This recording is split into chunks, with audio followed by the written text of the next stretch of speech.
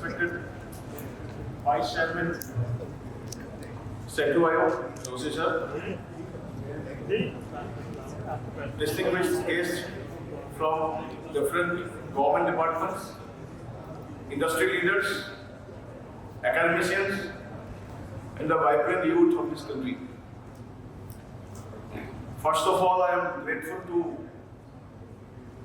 Joshi sir and Government of Uttarakhand for inviting me in this vibrant celebration and summit, and my congratulations to every person of the state, of this beautiful state, in this 25 years of journey. As I need to speak about Medhavi portal, first let me convey how Medhavi was formed. As a Medhavi group, I co-founded with my counterpart Mr. Medhavi in the year 2012 in Delhi. We were doing skilling in the short-term skilling programs till we started the first skills university of northeastern part of India, that is Medhavi Skills University. But why we had to start the skill university? There's a reason behind that. Medhavi was known for our industry tie-ups, our strength in industry. But gradually we felt that short-term skills, the training pattern couldn't fulfill the requirement of the industry. We got feedback from many renowned MNCs, industries that only 3-4 months is not sufficient to train someone. And the main part is getting him or her accustomed to the industry environment. That is not possible in 3 months in a training center. So we are lucky also, thanks to our Honourable PM for gifting us NEP 2020. And when NEP came, when the discussion was going on, so we thought for a skills university to fulfill the requirement of the industry, and the main theme is to generate employable youth. I will be very practical in my language that in a classroom or with the age-old curriculum or content, we cannot cope up with the present industry requirement, technology requirement. That is the reason behind having our unemployable youth. In one way, Bharat is proud to have 65% of its population below the age of 35 years. In another way, if we are not able to make them employable, then it's going to be a hazard for the country in coming years. So that was the reason we thought that first we need to approach the industry. We need to ask them what kind of people they need. Because there is not that kind of scenario where industries are coming to academic institutions that आप हमें ऐसे trained manpower दो. Nothing is happening like that till now. But as of today, we already got permission from 3 other states in public-private partnership model for skill university and digital university. And when we started the skill university in Sikkim first, that was our first skill university. We made industry as our stakeholder. Now I like it stress on that model, industry as a stakeholder. If I'm sending my students for an internship of 2 months after completing his or her graduation, I'm not focusing on that participation of industry. Our concept was co-developing, co-designing curriculum and content, which is very relevant. Technology is changing every day, every minute. Every one of us who are here will be agreed in my point. If we designed some curriculum 5 years ago, that is not relevant now. And I'm not telling about AI, ML or some very IT or electronic sector. I'm telling about all sectors.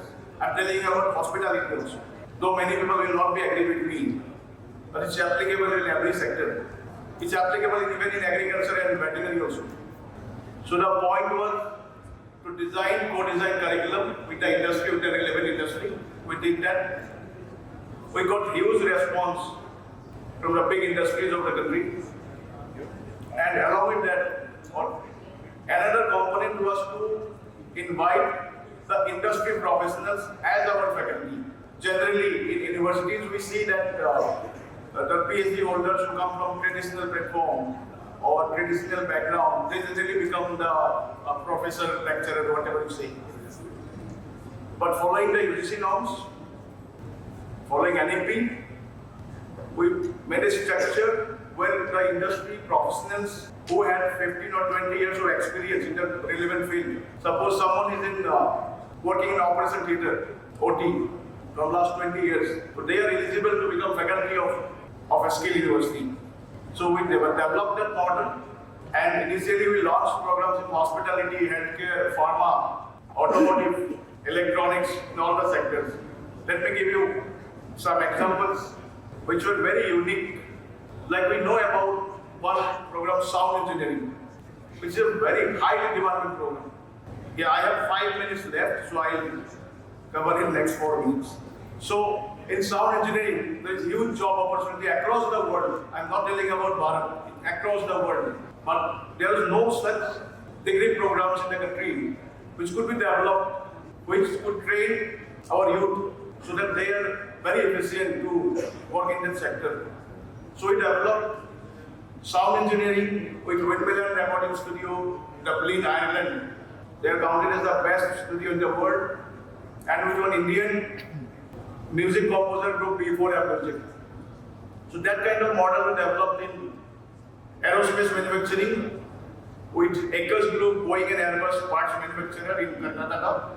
We designed programs on jewelry and brand, this design and manufacturing with one industry in Surat. So my point is, the way we started, and we got result. The last batch, all were employed, all got job opportunities before they completed the program, before they completed the 3 years degree program. And we started learn and earn model.